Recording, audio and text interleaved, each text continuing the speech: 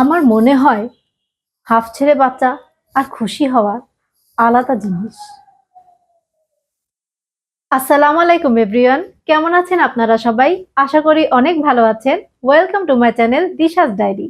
আবারও ফিরে এলাম আপনাদের মাঝে আরো একটি নতুন বুক রিভিউ ভিডিও নিয়ে। আর আজ আমি যে বইটি রিভিউ দেবো সেটি হচ্ছে একটি সায়েন্স ফিকশন। বইটির নাম হচ্ছে ডেজাভু।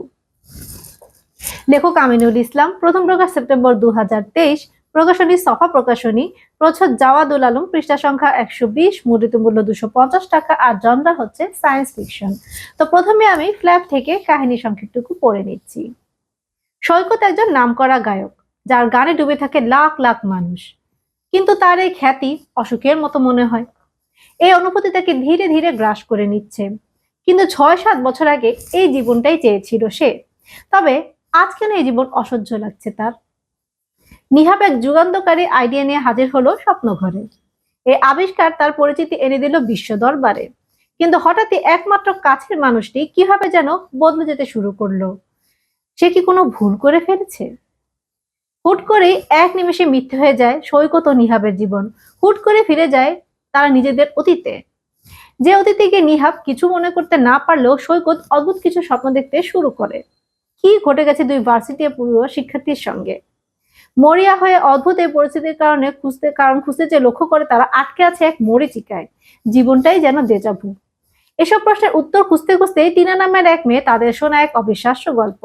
কি সেই গল্প? আসলে কি ঘটেছে ওদের সাথে? দেজাভুর শেষ চালটা তাহলে কার ছিল? তো আমি রিভিউটি শুরু করছি। তা প্রথমে আমি দেজাভু নিয়ে কিছু কথা মানে কিছু কথা আপনাদের সাথে ডিসকাস করি, কারণ তাহলে বুঝতে সুবিধা হবে আসলে ব্যাপারটা। সেটা হচ্ছে যে স্বপ্ন, আমাদের যে স্বপ্ন দেখি আমরা, এই স্বপ্নটা না খুব অদ্ভুত একটা জিনিস। মানে স্বপ্নে ঘটে যাওয়া ঘটনাগুলো মাঝে মাঝে খুব বাস্তব বলে মনে হয়, কিন্তু ঘুম ভাঙলে স্বপ্নে অনেক কিছু আবার আমাদের মনে থাকে না। আবার কোনো কোনো ঘটনা কোনো ঘটনা ঘটার সময় মনে হয় আরে এটা তো আমি আগেও মানে ঘটতে দেখেছি, বা এই জাতীয় অবস্থাকে মানে আসলে দেজাভু বলা হয়। তো মানে আমি উদাহরণ দিই, ধরুন আপনি কোথাও যাচ্ছেন যেখানে এর আগে আপনি কখনো যাননি, কিন্তু আপনার মন বলছে এই রাস্তার আশেপাশে সবকিছু মানে আপনি চেনেন, আগেও হয়তো দেখেছেন, মানে আগেও কখনো হয়তো এখানে এসেছিলেন। আরো সহজ করে যদি বলি, তাহলে আমাদের সাথে মাঝে মাঝে এমন হয় যে একদম নতুন কোনো ঘটনা ঘটলো যেটা আগে আসলে কখনো ঘটেনি, কিন্তু আমার মনে হচ্ছে এই ঘটনা আমি আগেও ঘটতে দেখেছি। আর এটাকেই দেজাভু বলা হয়। এবং দেজাভু একটা ফ্রেঞ্চ শব্দ, যার ইংরেজি হচ্ছে অলরেডি সিন, বাংলায় অর্থ করলে যেটা দ্বারা সেটা হচ্ছে ইতিপূর্বে দেখা। তো দেজাভুর আসলে এক্সাক্ট যে কারণ, মানে সেটা নিয়ে আসলে কেউ একমত এখনো আসতে পারেনি। কিন্তু একমত না আসলে ধারণা যেটা করা হয় সেটা হচ্ছে আমরা সবাই স্বপ্ন দেখি, আর বেশিরভাগ সময় সেটা আমরা ভুলেও যাই। কিন্তু আমাদের সাবকনসিয়াস মাইন্ডে তার একটা প্রভাব না থেকে যায়। এই ঘটনা হয়তো আমি বহু আগে মানে স্বপ্ন দেখেছিলাম, কিন্তু সেটা মনে নেই। মানে এখন বাস্তবে দেখে সেটাকে পরিচিত মনে হচ্ছে। এরকম একটা মানে অবস্থার সৃষ্টি হয়। তো আমার যেটা মনে হয় সেটা হচ্ছে আসলে দেজাভু জিনিসটা, এই জিনিসটা আসলে আমার মানে আমার জীবনে না আমার সাথে অনেকবার ঘটেছে। কেন বললাম? কারণ আমার না প্রায় এমন হয়, মানে কোনো কিছু দেখলে মনে হয় কি এই জিনিসটা তো আমি আগেও দেখেছি, বা এই জায়গাতে আগেও গিয়েছি, মানে এরকম আমার মনে হয়। এবং এটা ঠিক যে স্বপ্ন না আমাদের কিছু কিছু মনে থাকে, বা কিছু কিছু আমরা ভুলে যাই, তবে কিছু কিছু স্বপ্ন না আমাদের মনে থাকে। যেমন এটা সত্যি, এটা এমন হয়েছে, হয়তো এটা একটা মানে পৃথিবীতে তো অনেক কিছু রহস্যময় ঘটে। তো এটা একটা আসলে দেজাভুটা একটা রহস্যময় ব্যাপার। যেমন আমি মানে আমার এমন হয়েছে কয়েকবার যে আমি একটা জিনিস হঠাৎ করে দেখলাম কি আমার চোখের সামনে হচ্ছে, তখন আমার মনে হয় আরে আমি এটা স্বপ্নে দেখেছি। মানে কয়েকবার এমন হয়েছে যে স্বপ্নে একটা জিনিস দেখেছিলাম সেটা না ভবিষ্যতে হয়েছে। মানে হয়তো দেখা গেছে কয়েকদিন বা কয়েক মাস বা কয়েক বছর পর না সেই ঘটনাটা ঘটেছে। তখন না আমার স্বপ্নটার কথা হঠাৎ করে মনে পড়েছে। আরে আমি তো এটা স্বপ্ন দেখেছিলাম। আবার কিছু কিছু স্বপ্ন আমার মনেও থাকে। আর কিছু কিছু স্বপ্ন সব ভুলে যাই। তখন হঠাৎ করে হচ্ছে ওই যে সাবকনসিয়াস মাইন্ডে যে রয়ে যায় না? সেটা হয়তো আমরা যখন ওই জিনিসটা দেখি না, মানে আমাদের সামনে হয়তো যখন যে জিনিসটা ঘটে, বা রাস্তা বা কোনো জিনিস যখন আমরা দেখি, দেখে যখন আমাদের মনে হয় যে আরে এটা তো আমি আগেও দেখেছি। তখন আসলে ওই সাবকনসিয়াস মাইন্ডের মানে কাজ করা শুরু করে আরকি। ওই জিনিসটা আমাদের মনে এনে দেয়। তো আসলে এটা কি মানে ডেজাভু জিনিসটা আসলে জটিল একটা জিনিস, রহস্যময় একটা জিনিস। তো আমি কাহিনীতে আসি। বইয়ের কাহিনীতে যে যে জিনিসটা হয় সেটা এখন বলি।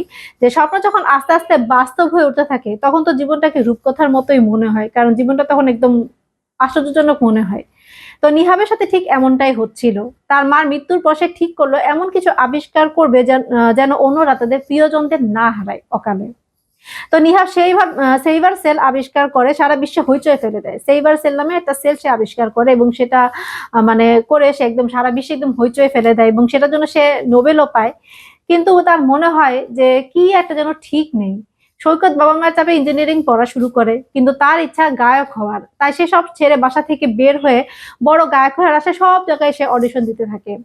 তো ৩ বছর পর তার গায়ক হওয়ার স্বপ্নটা সত্যিও হয়।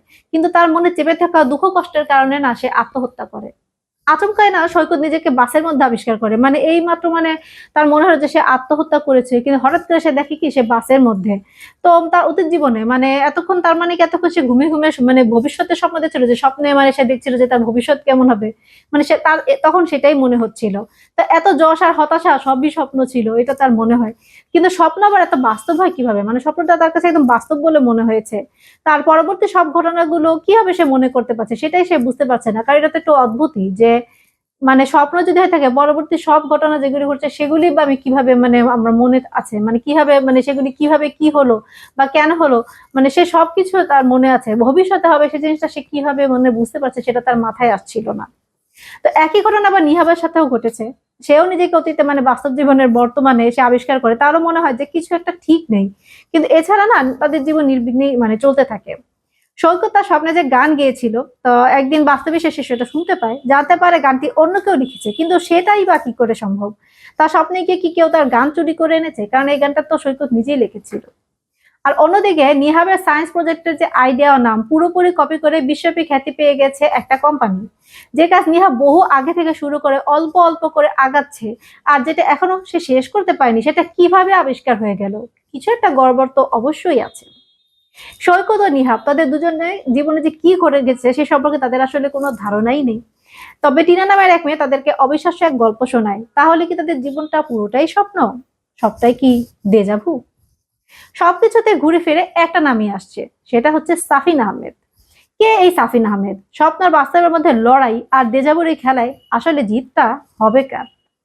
বইটাতে আসলে অনেক বিষয় উঠে এসেছে, যেমন প্রিমনিশন, লুসিড ড্রিমিং। বই মানে বইটার যে ঘটনাগুলো আসলে সেটা হচ্ছে কয়েকটা টাইম লাইনে না আসলে দেখানো হয়েছে। প্রথমে একটু কনফিউজ লাগতে পারে, কারণ কোন টাইম লাইনে আসলে চরিত্রগুলো আছে সেগুলো আমি ঠিক মতো বুঝতে পারছিলাম না। এই জন্য আমার কাছে একটু কনফিউশন লেগেছে। জিনিসটা হয়েছে কি যে আসলে কয়েকটা টাইম লাইন দেখানো হয়েছে, কিন্তু টাইম লাইনে না মানে একই মানুষ, সব তো একই মানুষ ছিল, মানে একজনই কয়েকটা টাইম লাইনে চলে গিয়েছে। তো এই জন্য না গড়বড় হয়ে গেছিল যে আসলে কোন টাইম লাইনের কথা বলা হচ্ছে, মানে এটা বুঝতে একটু সমস্যা হচ্ছিল। কারণ একবার জাম্পিং করেছে যে কারণে আর কি একটু সমস্যা হবে, কিন্তু এমন না যে বুঝতে পারবেন না।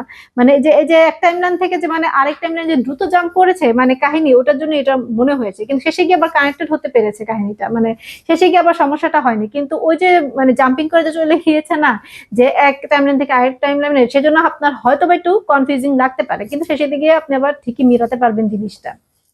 আর যদি মনোযোগ দিয়ে পড়েন তাহলে কিন্তু অতটা সমস্যা হবে না বুঝতে। বইটিতে আসলে অ্যাডভেঞ্চার আছে, রোমান্স আছে, মিস্ট্রি, থ্রিলারের টুইস্ট সবই আছে। মানে সহজ সাবলীল লেখা, সুন্দর স্টোরি টেলিং আর অতিরিক্ত মেদ বর্জিত।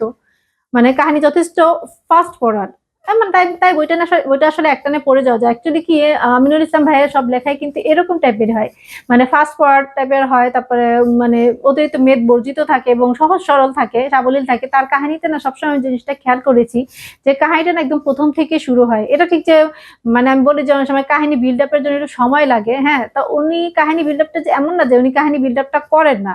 উনি ঠিকই কাহিনী বিল্ড আপটা করেন, কিন্তু সাথে সাথে না কাহিনীটাও না চলতে থাকে, যে কারণে না মানে ভালো লাগে। ফাস্ট ফরওয়ার্ড বিশেষ করে আমি তো একটু মানে দ্রুত গতির বই পড়তে পছন্দ করি, মানে একটু ফাস্ট টাইপের বই। তো আমার কাছে এই জন্য ভালো লাগে, এবং এটা ঠিক যে অতিরিক্ত মেদ থাকে না। মানে অনেক সময় হয় না বইতে শুধু শুধু মানে এদিকের ওদিকের কথা দিয়ে বইটাকে বাড়ানো হয়, সেই জিনিসটা করা হয় না, যে কারণে ভালো লেগেছে। এবং এই কারণে না বইটি পড়তে ভালো লেগেছে, যে কারণে একটানে পড়ে যাওয়া যায়। আর আরেকটা জিনিস হচ্ছে বইটার পৃষ্ঠা সংখ্যা খুবই অল্প, যে কারণে আপনি একবার এক বসায়ও পড়ে ফেলতে পারবেন, কারণ অসুবিধা হবে না, যেহেতু বইটার কাহিনী যথেষ্ট ইন্টারেস্টিং। তো আপনার কাছে পড়তে ভালো লাগবে। আর উপরে সে শেষটা কিন্তু সুন্দর ছিল। মানে লেখক বলেছেন যে ইংলিশ মুভি যে ইনসেপশন, ইনসেপশন নামে একটা মুভি আছে। হ্যাঁ, লিওনার্দো ডিক্যাপ্রিওর। তা ওই মানে মুভি থেকে আসলে অনুপ্রাণিত হয় নাকি উনি ওই বইটা লিখেছেন। তো ওই মুভির সাথে বইয়ের কাহিনী মিল থাকলেও দেশীয় প্লটে লেখা নোবেল আমার কাছে বেশ ভালো লেগেছে। মানে অ্যাকচুয়ালি মূল যে থিমটা মানে দেজাভুর ওই জিনিসটাই অ্যাকচুয়ালি তিনি ওই মুভি থেকে আসলে অ্যাডাপ্ট করেছেন। কিন্তু এই মানে প্লটটা ছিল দেশীয় প্লট, যে কারণে আমার কাছে ভালো লেগেছে কাহিনীটা। তো একে তো মানে বই সব মিলাই বলবো বইটা অনেক সুন্দর, কিন্তু কিছু কিছু যে জিনিস মানে আমার কাছে একটু মানে খটকা লেগেছে বা একটু মানে সবসময় যে জিনিসটা আমার মনে হয় সেটা হচ্ছে যে যে সৈকত টিনার যে প্রেমটা দেখানো হয়েছে, আমার মনে হয়েছে কি যে আসলে ভাইয়া কি করে, তার সবগুলো বইতে না আমার মনে হয় যে প্রেমটা থাকবেই, মানে জানি না ঠিক, হয়তো ওনার কাছে ভালো লাগে সেজন্য নেন। কিন্তু এখানে হয়েছে কি, মানে প্রেমটা এমন একটা সময় হয়েছে যে তখন একটা তাদের খুব খারাপ অবস্থা, মানে তাদের জীবন মরণ সমস্যা, হ্যাঁ মানে তাদের অস্তিত্ব সংকটের মুখে পড়ে গেছে। তা অস্তিত্ব সংকটের মুখে পড়ে গেছে ওই সময় আবার প্রেম আসে কি করে মনে, আমি জানি না। হ্যাঁ, নিব্বা-নিব্বি টাইপ হলে তাদের প্রেম আসতে পারে, কারণ নিব্বা-নিব্বিদের তো আবার প্রেম করার জন্য কোনো কিছুই লাগে না, মানে কোনো পরিস্থিতি বা কিছু লাগে না, তাদের যে কোনো সময় প্রেম হয়ে যেতে পারে। কিন্তু এখানে যে সৈকতটি না, মানে তারা সিরিয়াস মানুষ, তাদের সিরিয়াস একটা সমস্যার মধ্যে তারা চলছে, এর মধ্যে প্রেম হয়ে গেল কি করে বুঝলাম না। জিনিসটা একটু অড লেগেছে। তবে একদম যে খারাপ লাগে না, এটাও একটা মজার ব্যাপার, মানে মজাও লাগতে পারে যে আপনাদের কাছে কি হলো, হঠাৎ করে প্রেম হয়ে গেল। কারণ কাহিনীতে আমি বললামই ফাস্ট ফরওয়ার্ড ছোট বই, কিন্তু এর মধ্যে কিন্তু অনেক কিছু। আর এখানে আবার টিনা না হঠাৎ করে গায়েব হয়ে যায়, একটা সময় দেখা গেছে যে টিনা কিছুদিনের জন্য না গায়েব হয়ে গেছিল। তো এই জিনিসটা না আসলে কি হয়েছে, এই জিনিসটা হচ্ছে খারাপ লেগেছে কি, যে গায়েব হয়ে সে কোথায় গিয়েছিল, কি করেছিল এতদিন, মানে এইসব না একচুয়ালি ডিটেলিং এ ছিল না। মানে কি হয়ে গেল, মানে একটা মানুষ গায়েব হয়ে গেছে হঠাৎ করে আবার ফিরে আসলো, তার সাথে আসলে কি হয়েছিল মেন জিনিস, ওই জিনিসটা আসলে মানে ক্লিয়ার ছিল না বইতে। এটা আমার কাছে একটু খারাপ লেগেছে, যে এটা মানে ক্লিয়ার করে দিলে আমার কাছে ভালো লাগতো।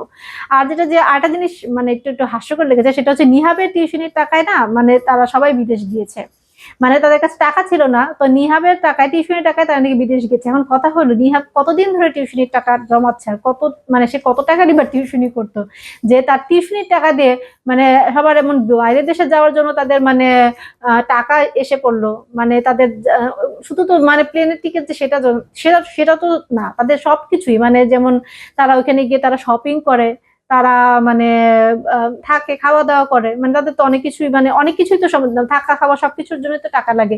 তো এগুলি সব তার টিউশনির টাকা দিই। তা আমি ভাবলাম যে এত টাকা সে মানে টিউশনি করে এত টাকা কিভাবে জমালো, তাও আর কতদিনের মধ্যে, এই জিনিসটা আসলে বুঝলাম না। এটা মানে একটু অনেকটা বাংলা সিনেমা টাইপের লেগেছে, যে মানে যে সেলাই মেশিন ঘুরাতে ঘুরাতে যে বড় কোম্পানি হয়ে যায়, বুঝলাম না জিনিসটা।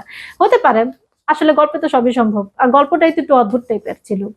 তার মধ্যে আবার মানে যে জিনিসটা মাঝে মাঝে মাঝে কি ডিটেলিং এর অভাব ছিল, মানে তাড়াহুড়া শেষের দিক দিয়ে এটা হয়, মানে আমি দেখলাম মানে এই আমির ইসলাম ভাইয়ের লেখাতে আমি এই জিনিসটা খেয়াল করেছি। তার লেখা কিন্তু যথেষ্ট ভালো এবং উনি খুব সুন্দর কাহিনী লেখেন। আমার কাছে তার যে প্রত্যেকটা যে তিনি কাহিনী লিখেছেন, তার যতটা বই পড়েছি প্রত্যেকটারই না কাহিনী না ইন্টারেস্টিং, এবং আসলে মানে খুব ভালো লেগেছে আমার কাছে, আমি তো বলি সবসময়। কিন্তু আমার যে জিনিসটা মনে হয় যে অতিরিক্ত মেদ থাকে না, কিন্তু আবার একদমই যদি মেদ না থাকে সেটাও তো কেমন, মানে ডিটেলিং তো লাগে। আমার মাঝে মাঝে মনে হয় কি, যে উনি একটা কাহিনী মানে একটা সবকিছু লিখেছেন ঠিক মতো, সব ঠিকই আছে, কিন্তু হয়তো কোনো কোনো জায়গায় আমার মনে হয় কি, যে হয়তো আর একটু বিস্তারিত বর্ণনা করা যেত, বা বিস্তারিত বর্ণনা করা হলে জিনিসটা ভালো লাগতো বা ভালো মতো বোঝা যেত। ওই জিনিসটা আসলে আমি মাঝে মাঝে আমার মনে হয় যে উনি করেন না, যে কারণে অনেক সময় অনেক কিছু বুঝতে একটু সমস্যা হয়।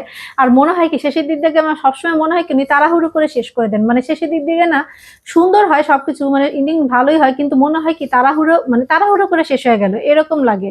কাহিনী যেভাবে চলতেছে মানে সেই রকম গতিতেই শেষ হয় না, মানে সেই রকম ভাবে চলে ঠিক আছে, পুরো কাহিনীটা একভাবে চলে, কিন্তু শেষের দিক দিকে মনে হয় কি হুট করে সবকিছু হয়ে গেল।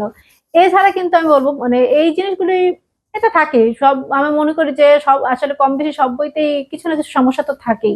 কিন্তু এমনিতে আমি বলবো বইটা কিন্তু অনেক সুন্দর, কারণ কাহিনীর প্লটটা কিন্তু একদম অন্যরকম, ডেজাভু, মানে এরকম একটা সায়েন্স ফিকশন। আর সবচেয়ে বড় কথা হচ্ছে মানে জিনিসটা একটু অদ্ভুতই, মানে এরকম কাহিনী আসলে পড়া হয়নি, যে আমরা যেটা মানে ডেজাভু জিনিসটা নিয়ে তো অনেক কিছু শুনেছি, কিন্তু এটা নিয়ে যে কোনো একটা মানে কাহিনী হতে পারে এরকম আসলে আমি কখনো মানে ওই যে বললাম না সিনেমা মানে ভাইয়া তো বলেছে যে উনি একটা সিনেমা দেখে ইন্সপায়ার্ড হয়েছেন।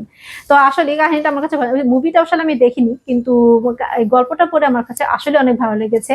আর পড়াশোনার কথা যদি বলি তাহলে সাহা প্রকাশনীটা বই আমার মনে হয় বইটা না আসলে আগেও কিন্তু আরেকটা আমার সম্ভবত অন্য প্রকাশনী থেকে বের হয়েছিল, এবং এই বছর আবার মানে আসলে কি হয়েছে এরপর মানে ওই সময় মানে তারপরে হয়তো আরো মানে ওইখান থেকে হয়তো সম্ভবত বইটা আর বের হয় নাই, তারপরে হয়তো একদম নতুন করে যখন বের হয়েছে তখন আর কি এই প্রকাশনী থেকে বের হয়েছে, কারণ আমি তো আগেও এই বইটার কথা শুনেছিলাম।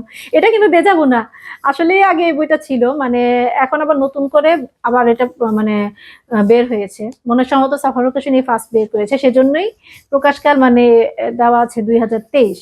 আর এখানে এই যে দেজাবু যেমন হয় মনে হয় না উপর থেকে পড়ে যাচ্ছি, মানে প্রচুরটা সুন্দরভাবে সেটা ফুটিয়ে তোলা হয়েছে, আমার কাছে ভালো লেগেছে প্রচুরটা, কালারটাও সুন্দর। তো সব মিলে আর পৃষ্ঠাগুলো ভালো আছে।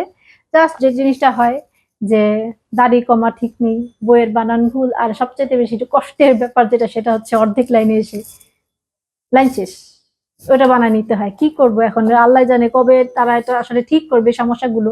প্রুফের দিক দিয়ে সব দিকে ঠিক থাকলে আসলে হয় কি, বইটা পড়ে মজা পাওয়া যায়, বইটা পড়ার মধ্যে একটু বাধা সৃষ্টি হয় এইসব সমস্যার কারণে, এটাই আর কি একটু খারাপ লাগে। এছাড়া আমার সব ঠিক আছে। আর হ্যাঁ, এই বইটা আসলে অনেক সুন্দর। যারা সায়েন্স ফিকশন বই মানে যারা সাইফাই পছন্দ করেন, আমার সাইফাই অনেক ভালো লাগে, যেটা সত্যি কথা, সেজন্য আমি আরো এই বইটা পড়েছি। আর আমি এমনিতেও আমি ভাইয়ার লেখা পড়ে আমার ভালো লাগে। তো যারা সাইফাই আসলে মানে পছন্দ করেন, তারপরে থ্রিলার, সাইফাই, থ্রিলার, সাসপেন্স, মানে এখানে সবই আছে এবং প্রেমও কিন্তু আছে। আমি তো বললামই, অদ্ভুত হলো প্রেমটা কিন্তু রয়েছে। তারপরে আর ফার্স্ট পেজ কাহিনী, তো যাদের কাছে মানে একটু ফার্স্ট কাহিনী ভালো লাগে তারা কিন্তু এই বইটা পড়ে অনেক মজা পাবে এবং এক বসায় তারা শেষ করতে পারবে। আমার কাছে খুব ভালো লেগেছে। আপনারা, আমার মনে হয় যে এটা পড়লে আসলে আপনাদের কাছেও অনেক ভালো লাগবে। তো চমৎকার বইটা রিভিউতে আমি দিয়ে দিলাম, এখন আপনারা দেরি না করে পড়া শুরু করে দিন। Happy reading. তো দর্শক, আজ এ পর্যন্তই। ভিডিওটি ভালো লাগলে প্লিজ প্লিজ প্লিজ আমার চ্যানেলটি সাবস্ক্রাইব করবেন আর বেশি বেশি করে লাইক কমেন্ট শেয়ার করবেন, কারণ আপনাদের ভালোবাসাতেই আমার চ্যানেলটি এগিয়ে যাবে আর আমি আরো ভালো ভালো সুন্দর সুন্দর ভিডিও নিয়ে আসার জন্য উৎসাহ পাবো, সেটা তো অবশ্যই। আর আপনাদের যদি কিছু জানার থাকে বা যদি কিছু বলার থাকে বা যদি কোনো বইয়ের রিভিউ চান, তাহলে সেটা অবশ্যই আমাকে নির্দ্বিধায় কমেন্ট বক্সে লিখে জানিয়ে দিবেন, কারণ আপনারা জানেনই আমি আপনাদের কমেন্টগুলো পড়ি। আর আমি আবারও ফিরে আসবো আরো একটা নতুন বুক রিভিউ নিয়ে। ততদিন পর্যন্ত ভালো থাকবেন, সুস্থ থাকবেন আর আমার জন্য অনেক বেশি দয়া করবেন। বেশি বেশি বই পড়ুন, সুস্থ সুন্দর সভ্য পৃথিবী গড়ুন। আল্লাহ হাফেজ।